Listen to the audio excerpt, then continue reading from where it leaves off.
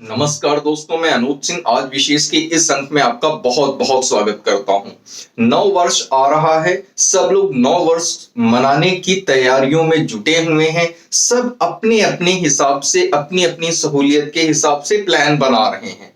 अभी तक जो देखा गया है कि भारत के लोग जिस जगह पे जाना चाहते हैं उसमें सबसे नंबर 1 स्थान पे आता है गोवा। अगर जो विदेशों में जाना चाहते हैं तो दुबई हो गया, सिंगापुर हो गया, लंदन हो गया, इन जगहों पे नव वर्ष को मनाने के लिए जाने का प्लान करते हैं। लेकिन अब इस ट्रेंड में बहुत तेजी से बदलाव देखने को मिल रहा है। अभी आए ट्रेंड के हिसाब से सबसे ज्यादा लोग नव वर्ष मनाने के लिए, सबसे ज्यादा भारतीय जिस शहर में जाना चाहते हैं उस शहर का नाम है श्री राम की नगरी अयोध्या।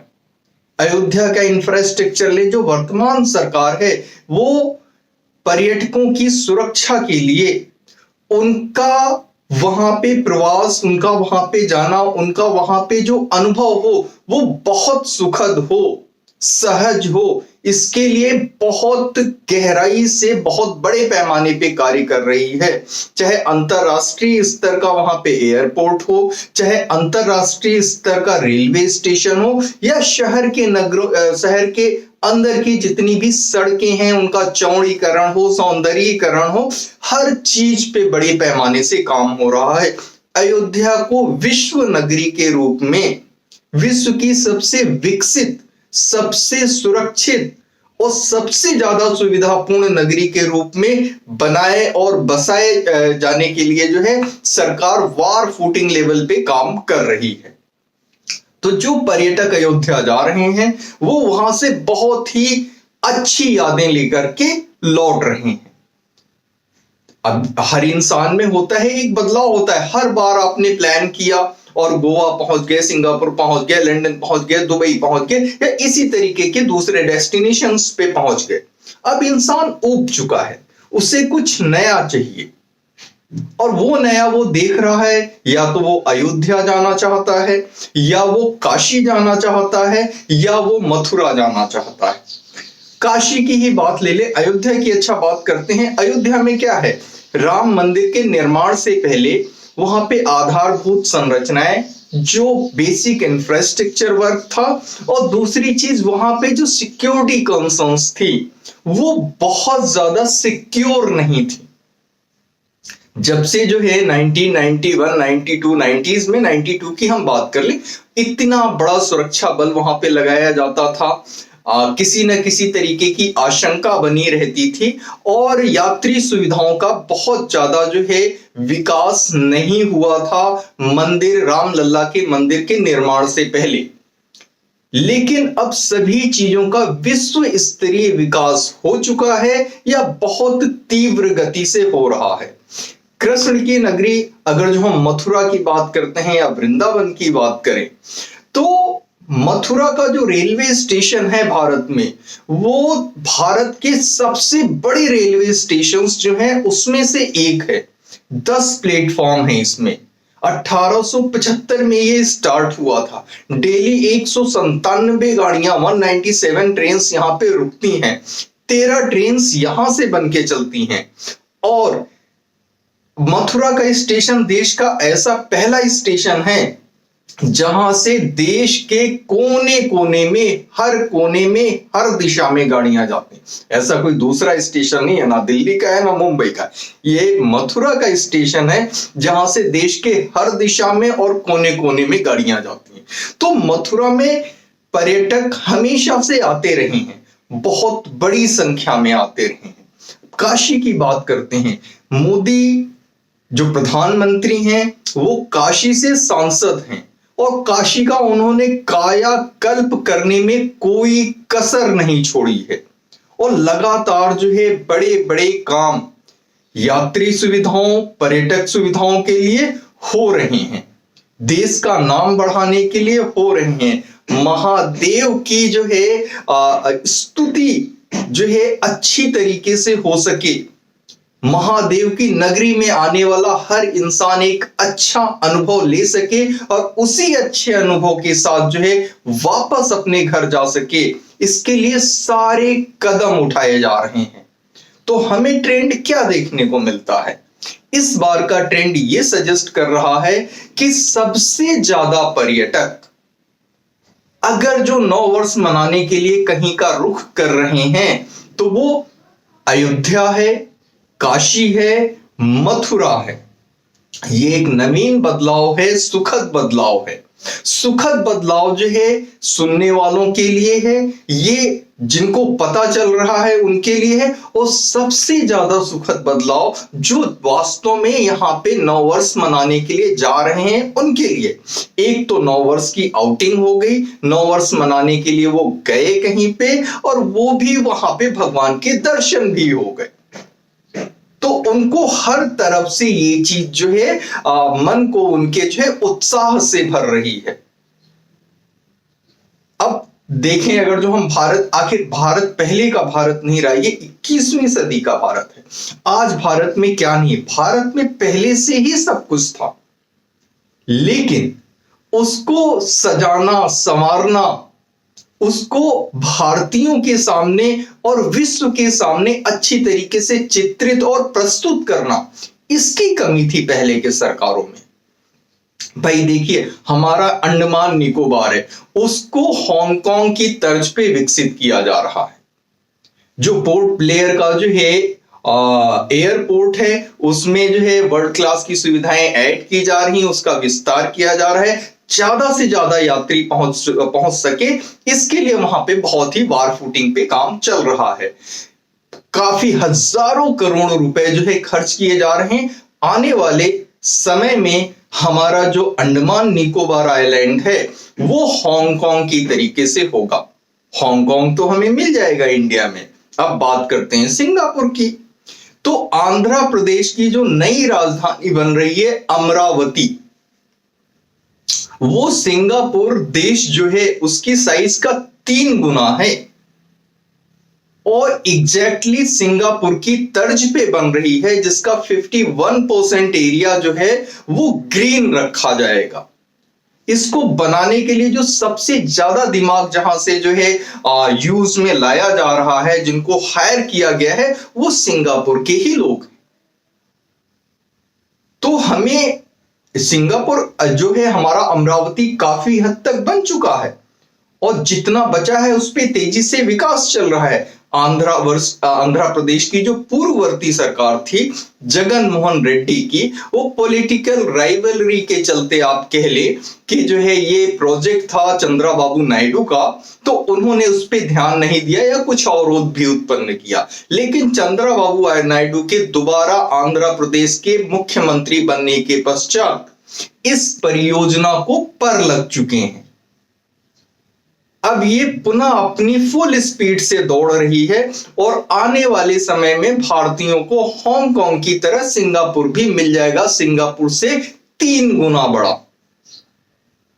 सिंगापुर हो गया, हांगकांग हो गया। नॉर्थ ईस्ट की बात करते हैं।